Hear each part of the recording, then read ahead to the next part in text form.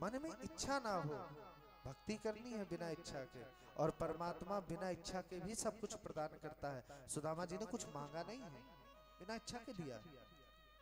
ठाकुर जी द्वारिका वासियों को ये नहीं दिखाना चाहते कि सुदामा जी कुछ पाने की इच्छा से आए हैं, वो तो परम विरक्त हैं, विरक्त इंद्रियार्थेषु, प्रशांत आत्मा है, कोई चाह नहीं है मन में।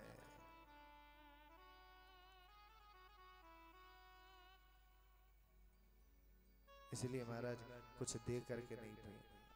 चाह गई चिंता नहीं, मनवा बेपरवाह, जिसको कुछ ना चाहिए सोई सहंसा। सहंसा वही है जिसके मन में इच्छाएं ना हो, कामना हो, सारा जगत उसका घर है। इच्छा वाला व्यक्ति तो बंध के रहता है किसी न किसी चीज में। इसीलिए महाराज जब सुदामा जी निकले हैं ना, ठाकुर जी ने कुछ दिया नहीं, तो जितने द्वारिका वासी हैं सबने सुदामा जी के चरणों में प्रणाम किया। जितने द्वारिका वासी हैं सब देखने के लिए आए थे कि सुदामा, वैसे कोई आता है, कोई भिक्षुक आ जाए तो परमात्मा उसे इतना दे करके भेजते हैं, आज तो उनका परम मित्र आया है उसे कितना देंगे। लेकिन परमात्मा सुदामा की गिनती मांगने वालों में नहीं करवाना चाहते, वो तो परम विरक्त है, प्रशांत आत्मा है। इसीलिए आज जब द्वारिका वासियों ने सुदामा जी का ये विरक्ति देखी, ये त्याग देखा, ये संतोष देखा, चरणों में दंडवत प्रणाम किया है समस्त द्वारिका वासियों ने। सुदामा जी जब लौट करके आए, अच्छा गरीबी का कारण कोई और नहीं, सुदामा जी स्वयं है। इसके भी दो अर्थ बताए जाते हैं। एक बार जब, वो तो सभी ने सुन ही रखा होगा कि जब चोर चने चुरा करके लाए किसी बूढ़ी माता से, तो उस माता ने उन चनों को श्राप दिया, जो खाएगा निर्धन हो जाएगा। और महाराज उन चोरों ने वो चने सांदीपनि मुनि के आश्रम में फेंक दिए। वही चने गुरु माता ने दे करके कृष्ण और सुदामा को जंगल में लकड़ी चयन के लिए भेजा। सुदामा जी त्रिकालदर्शी थे, भूत भविष्य वर्तमान का देख सकते थे। जब चने देखे समझ गए श्रापित चने हैं, और सुदामा जी मन में सोचते हैं अगर ये चने मेरा कन्हैया खाएगा वो निर्धन हो जाए, और मैं कन्हैया को कभी निर्धन नहीं देख सकता, वो तो राजाओं का सुख का अधिकारी है, मैं निर्धनता भोग सकता हूं, मेरा ठाकुर मेरा कन्हैया निर्धन हो जाए ये स्वीकार नहीं है। एक भाव और बताते हैं। एक बार महाराज सुदामा जी और कृष्ण जी जा रहे थे, जब बीच मार्ग से एक अघोरी बैठा था, चने थे पास में, अघोरी ने सुदामा जी कृष्ण से कुछ मांगा, कुछ खाने को हो तो दो। सुदामा जी ने मना कर दिया, अगर चने अघोरी को दे देंगे हमारा कन्हैया क्या खाएगा, भूखा रह जाएगा। उस अघोरी ने देखा कि कमंडल में चने हैं फिर भी देना नहीं चाह रहे, श्राप दे दिया, ठीक है जाओ, जो भी चने को खाएगा वो निर्धन हो जाएगा। सुदामा जी ने चलते चलते अघोरी की बात सुन ली, हमारा स्वयं निर्धनता भोग लेंगे, कन्हैया को निर्धन नहीं होने देंगे। इसीलिए महाराज भूख से चने नहीं खाए थे, मजबूरी में चने खाए थे, जानबूझ के खाए थे, मेरा कन्हैया कहीं गरीब ना हो जाए, कारण केवल। जब सुदामा जी लौट करके आए अपनी नगरी में, देखा तो जहां उनकी झोपड़ी थी बड़े बड़े महल अटारियां खड़ी हैं महाराज, वहां तो बड़ी अटारियां। अपनी कुटिया के जगह पर जो महल था, वहां जाकर के द्वारपालों से पूछा कौन सी नगरी है, बोले महाराज सुदामा की नगरी है। सुदामा तो हम ही है, कहाँ है राजा, बोले महाराज गए हैं ठाकुर जी महाराज से द्वारिकाधीश से मिलने, कब तक आएंगे पता नहीं, नाम क्या है सुदामा। इतना पूछ ही रहे थे कि सुशीला ऊपर से 16 श्रृंगार से सुसज्जित अनेकों दास दासियां अगल बगल में सीढ़ियों से उतरती हुई चली आ रही थी। एक बार के लिए तो कन्हैया ने पहचाना ही नहीं, जैसे ही देखा सुशीला, बोले सुशीला तुम, ये सब, बोले बस महाराज वहां जाने का प्रताप है, फल है ठाकुर जी महाराज का। सुदामा ने कहा तो ऐसा करो इस फल को आप ही भोगो, हम इस फल के लायक नहीं है। इतना कह के जा ही रहे थे कि परमात्मा स्वयं प्रकट हो गए महाराज। बोले देखो सुदामा, इससे अभिमान नहीं आएगा, ये मेरे प्रसाद स्वरूप है। मांगने का अभिमान होता है, प्रसाद का अभिमान नहीं होता, इसे स्वीकार कर सकते हो। सुदामा जी कह रहे महाराज आनंद इसमें नहीं आता ना, भजन का आनंद तो वही एकांत में, एक झोपड़ी में ही है। ऐसी लीला, ऐसे परम भक्त सुदामा हुए महाराज। इसके बाद सुखदेव जी वर्णन करते हैं, आज परमात्मा 100 वर्ष बाद ब्रजवासियों से कुरुक्षेत्र प्रांगण में सूर्य ग्रहण के अवसर पर माघ मेला का आयोजन किया गया महाराज। समस्त ब्रजवासी भी वहां आए। आज 100 वर्ष हो गए कन्हैया को ब्रज छोड़े हुए। उस मेले में माता यशोदा, राधा रानी स्वयं आई हैं, जितने ब्रज के गोप ग्वाल ब्रजवासी सब आए हैं। और इधर से कन्हैया अपनी समस्त पत्नियों को लेकर वहां पहुंचे। शिविर में विश्राम कर रहे थे, तभी आवाज आई कानों में कि मेरा कन्हैया कहाँ है, कन्हुआ कहाँ है। माता यशोदा ढूंढ रही थी, पुकार रही थी। हाँ, कन्हैया लेटे लेटे 100 वर्ष दिखाई नहीं देता। जैसे ही पुकार सुनी, कन्हैया दौड़े दौड़े गए, माता यशोदा के गले लगे। आज 100 वर्ष बाद अपनी माँ के गले से लगे हैं कन्हैया।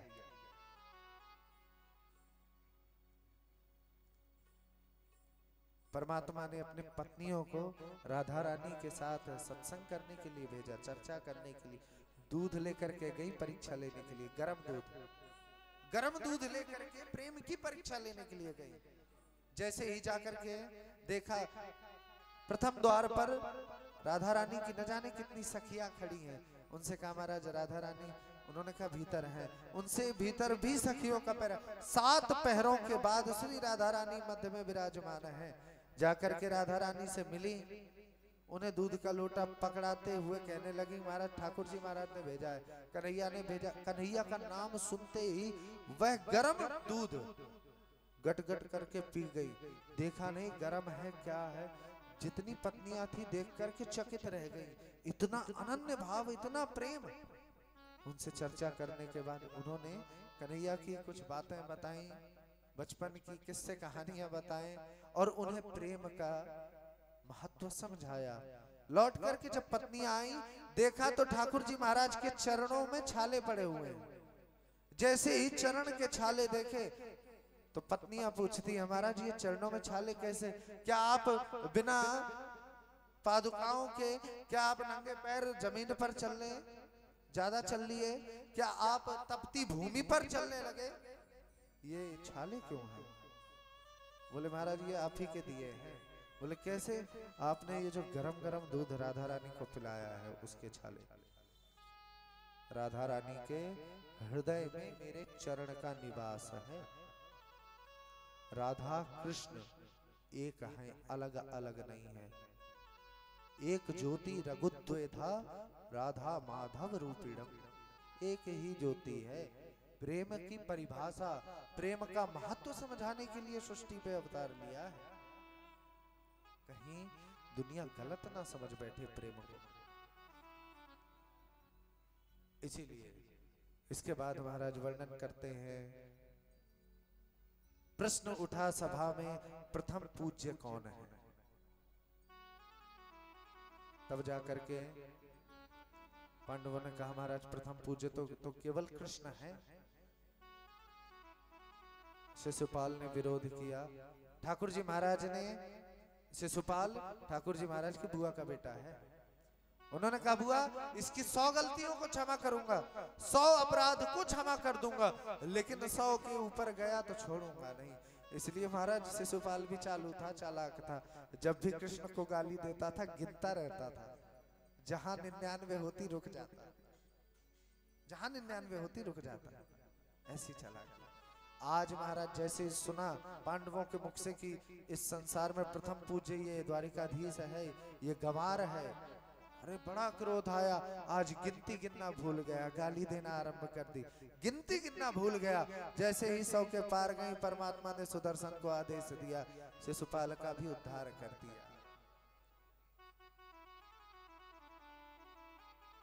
इसके बाद सुखदेव जी वर्णन करते हैं, एक दिन महाराज द्वारिकाधीश अपने समस्त पुत्र पौत्रों को एकत्रित करके उन्हें उपदेश दे रहे हैं कि देखो, व्यक्ति के पास यदि 4 चीजें हो, बिगड़ने की उतनी संभावनाएं होती हैं। रूप, यौवन, संपत्ति, पद, प्रतिष्ठा। अगर ज्यादा मिल जाए उसके बिगड़ने के चांस उतने ज्यादा हैं। तुम्हारे पास पद है कि तुम द्वारिकाधीश के पुत्र हो, स्वरूप तुम्हें मिला हुआ है विरासत में, किसी का स्वरूप अच्छा हो, स्वरूपवान हो, सुंदर हो, पद कोई विशेष मिल जाए, मान प्रतिष्ठा मिल जाना और धन मिल जाना, चारों चीजें मिल गई, बिगड़ने के चांस है महाराज।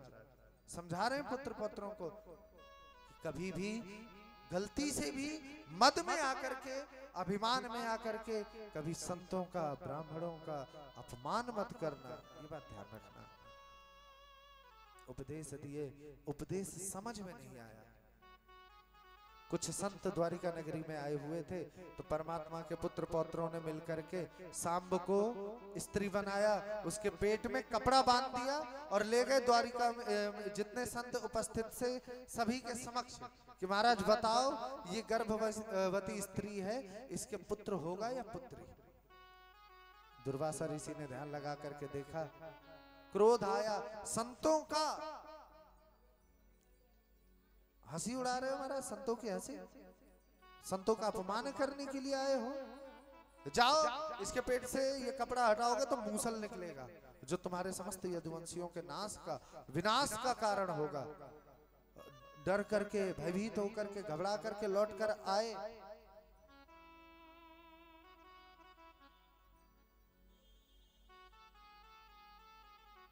जैसे ही कपड़ा खोला, मूसल निकला। अब तो और भयभीत हो गए, उस मूसल को घिस करके चूर्ण बना करके समुद्र में फेंक दिया, जो रेड़का नामक घास बन करके उत्पन्न हुई। टुकड़ा बचा, उसे एक बहेलिये ने ले लिया अपने तीर के, बाण के नोक में लगाने के लिए। जब से श्राप लगा, बाबा वसुदेव के मन में बड़ा कष्ट है। तब नवयोगेश्वरों ने आकर के बाबा वसुदेव को उपदेश दिया है, भागवत का उपदेश। भागवत क्या है? परमात्मा के परम भक्त भागवत हैं। परमात्मा की कथा भागवत है, परमात्मा का सत्संग भागवत है, कीर्तन भागवत है, और मुख्य बात परमात्मा की शरण जो चला जाए, भागवत जी की शरण जो चला जाए, परमात्मा से प्रेम हो जाना, यही भागवत का मूल उद्देश्य है, यही सार है। कैसे भी ये मन उनके चरणों में लगे। इसके बाद महाराज सभी यदुवंशी